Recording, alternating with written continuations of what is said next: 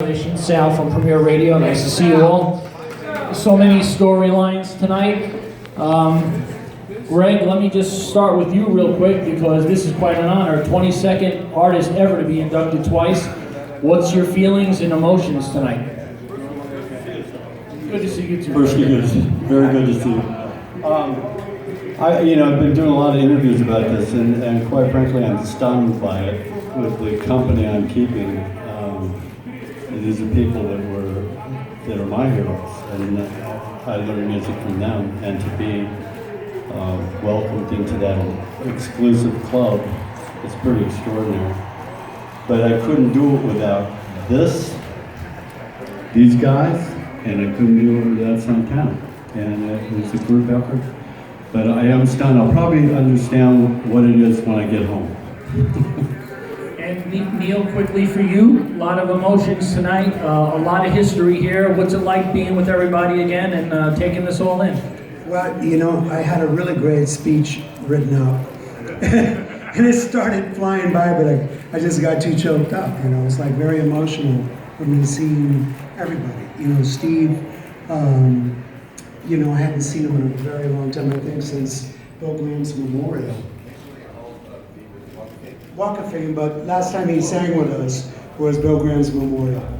And so, just to see him, and he's a really great friend of mine, and he's a changed person, and I liked who I saw, and just moved me. It's like, but it was like tremendous to stand on the stage with Gregg, Ross, Ansley, Steve, and John, and Steve. Steve was not there, but Ansley, Arnel, I'm so out of it. First of all, I just want to say, Gregg, I love you. I'm so proud of you tonight, and this is great. But for all of you guys, there have been so many eras and there have been so many terms for Journey. And for Neal, I want to ask you, what would you have done differently in all of these years? What decision, what avenue would you have done differently if you could? I can't really say I would do anything differently, You grow up, everybody grows up at a different time in their life, and you're crazy when you're young. And it's kind of like it, man. It's like, you live it. We were living it, we were out there having fun, we were being wild, and it was just what it was. And, obviously, it's easier to get along now. You don't have all the little bits and, problems that people do growing up in a rock and roll industry. Hi, Laura Majewski from Sirius XM Volume. Congratulations, guys. What an emotional, beautiful moment you gave us. Thank you so much. My question is, Steve Perry shared some wonderful anecdotes up there, memories with you guys. Can Neal, Jonathon, the rest of you guys, can you share an anecdote or two about your most prized moments with Steve and Journey, either on stage or off from back in the day? Yeah, bus wrestling. We used to run, he used to try to wrestle me on the bus. That was very funny. A couple of glasses of wine and I won, I told him to calm down. But truly, I think, for me, it was the songwriting brotherhood that we shared. I had no idea when I came to San Francisco and Neal, and the guys had me come up, that we would write those incredible songs together. There was just something supernatural, divine intervention, if you call it, but it was God-given, and I'll never forget. It was one of the best. That's a good run. That's Bernie Taupin and Elton at their best. And I look back at what we've all accomplished, and that's what I'll remember Steve for, being the amazing songwriting partner. Yeah. For myself, we had many great times in the studio.